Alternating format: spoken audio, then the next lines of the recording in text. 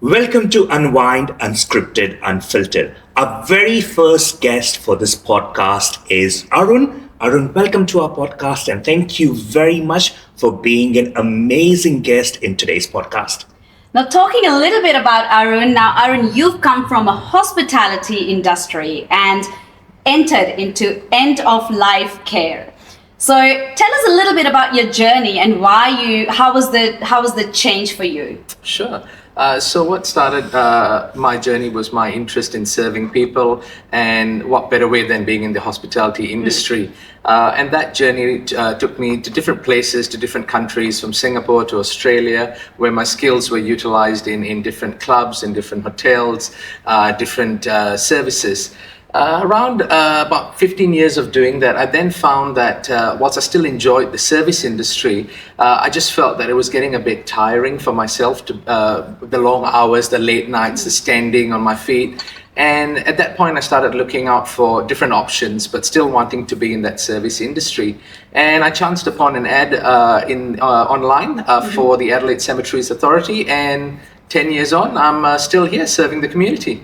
That's absolutely amazing. Now, talking about this particular industry, obviously coming from an Indian background, culturally over there, we don't plan our future, or we don't plan a funeral, right? We do plan our birthdays, anniversaries, everything. How do you approach the communities, and actually how do you educate them to actually pre-plan their funeral?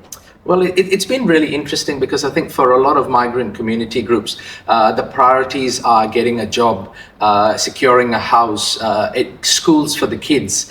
And so end of life matters are usually very, very far. Mm-hmm. A lot of people have the misconception that you need that services, or you need those services when you're old. Yeah. Unfortunately, as we know, and we've seen it in our industry, that death comes at any time. So a lot of these conversations that we've had with migrant community groups, it's really subconsciously planting the seed in their head about end-of-life matters, looking at the cost. And that's one thing I think that a lot of migrant community groups sort of neglect to understand the cost around it, the complexities of end-of-life. Where back home, it'd be a lot of community groups come together at that time of passing to assist the family, to assist the loved ones. And it's a very collective effort, whereas here sometimes it can be a very lonely journey, especially when you're a migrant. That's right. You've been here for 12 months or under 2 years. Your circle of friends or your friends network is really small. And when death unexpectedly occurs, it's really then trying to find all this information in a matter of days. And particularly with a lot of the migrant community groups, from the time the individual has passed to the time that the service is undertaken, it's usually a matter of 24 to 48 hours. Yeah. So I find that a lot of the education that's required, that I have been doing, or the team here have been doing, we find that passing that information on, putting the families in the shoes of someone who's had someone pass away, and experiencing that journey, and trying to make sure that they understand the complexities. So hence a lot of it, the education piece on pre-planning and pre-securing what they need for the future. That's fantastic. Now tell us more about what Adelaide Cemeteries are doing to create that outreach in migrant communities in order to create awareness, but at the same time create those preparations for any sort of end-of-life care. So a lot of things that we do start from a grassroots level. So with the Adelaide Cemetery's Authority, we've had long-lasting relationships with a lot of what we class as the mature migrant community groups. So your Italian communities, your Croatian communities, the Greek community.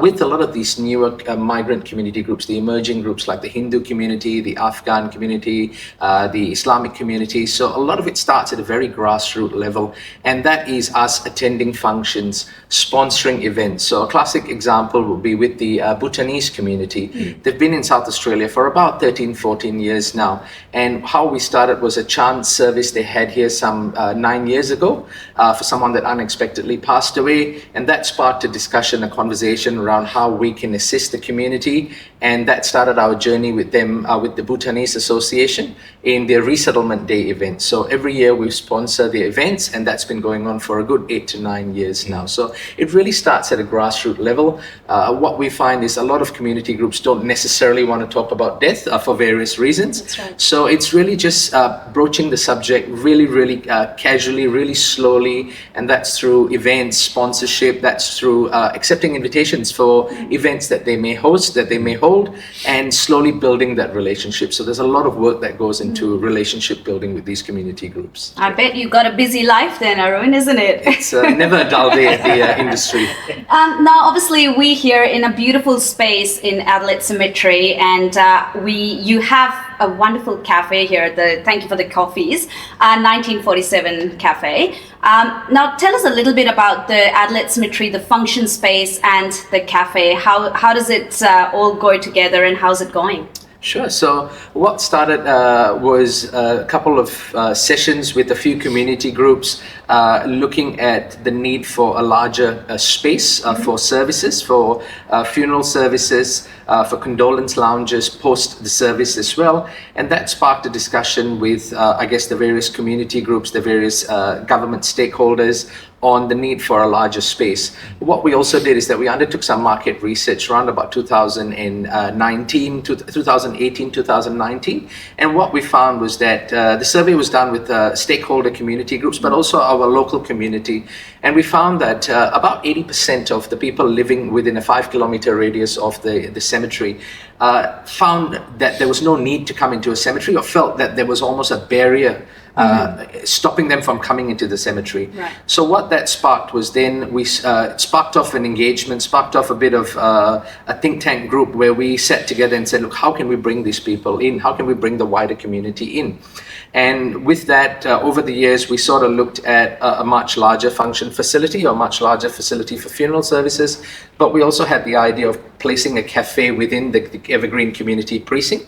And the cafe was really, the idea or the ethos behind the cafe was really to subconsciously bring people in. Nothing brings people in better than good food and good coffee, which, you know, Totally. I have to say we have it here. And that then that journey sparked with people coming in for breakfast with their family because they live in the local area. That's the cafe is their local, the 1947 Coffee Co is their local. And then subsequently, once you've had your breakfast, you've had your fill, walk around, enjoy the architecture of the building, but then have a look at the gardens. And that's what we found a lot of people were doing, looking at the gardens, looking at the cemetery space. And subconsciously, a lot of discussions around end of life started happening. So it was a really interesting way, I guess, of bringing the community in. We also find that in the Clearview Enfield area, there isn't much green space. Yeah. And with houses and subdivisions happening and housing blocks becoming smaller, a lot of community groups, or a lot of families in general, don't have much backyard space. What better than coming into 48 acres of land here? Absolutely. So at the Evergreen Community Precinct and the Enfield Memorial Park. Yeah, that's Fantastic. really, really good. So we did talk about Arun, Adelaide Cemetery's 1947 Cafe. That part is over. Now let's go to the unfiltered, unscripted part. Tell us, apart from being a manager here, who else is Arun? Well, it's apart from being a manager here, there's not much time outside of my work. But I guess for me, I'm a husband, I'm a father of two, and a avid gym goer. Now, don't let the looks fool you. It's certainly there's no bulky muscles around, but I certainly enjoy going to the gym, and I think a lot of it is it's part of that process of de-stressing after a hard day's worth of work and family commitments. So I do enjoy a good time in the gym. I do enjoy driving long drives. It's another thing I like doing, much to the dismay of the family when I pack them in the car and tell them, let's go to McLaren Vale. But I certainly do enjoy these long drives as well. Fantastic. Lovely. We would love to know a little bit more about you, Arun. And Again, unfiltered, unscripted. Try my best. so we have some questions for you. It's a rapid fire, so answer them as quick as possible. Sure. So the very first question for you is, what is your karaoke go-to song? Florida Low. Like that. Low. That's amazing. I'm going to ask you an interesting question. What's the weirdest food you have ever tried? I'd have to say, well, it's probably not as weird this day and age, but this was going back about 20 years ago when I had sea urchin in Nagoya for the first time. to me, it felt like I was eating my own tongue. But after a few bites, I think I got used to it. So that's probably the weirdest I've had. Interesting. What's your guilty pleasure TV show? Guilty pleasure Whenever TV you show. get time. Well, I have to say, in the recent months, it's Bads of Bollywood. Yes, that's quite interesting. Very interesting. Talking about guilty pleasure, what's the guilty pleasure food? It would have to be Kentucky Fried Chicken, KFC. Love it. They've Three-piece. got the new Tokyo one that's really yummy as well. Well, I'm trying to stay away, but if I do go, it's without the family knowledge. I think you've already answered, but obviously would love to know, what's your favorite way to unwind your long day? Is it still gym or something else? It's the gym, and I think it's even discussions, which I probably didn't add in the first piece, but discussions with the wife. She's a really good listening ear. Whether intentionally or unintentionally sometimes, or whether Isn't it usually the other way around? That the husband is listening here? It is, and I think I'm really good in acting. I've mastered that part of pretending to listen or listening while not listening. Right, But I okay. think my wife does it quite genuinely. So I must say it's good to unwind after a day sitting down with my wife and having a chat to her. I have to admit that she is an amazing listener. Fantastic. Yeah. Next question. If you can travel anywhere in the world right now, what would be that place and why? I think it'd be Turkey. Many reasons. One of the reasons is it was meant to be our honeymoon destination, which Right. unfortunately we didn't end up going.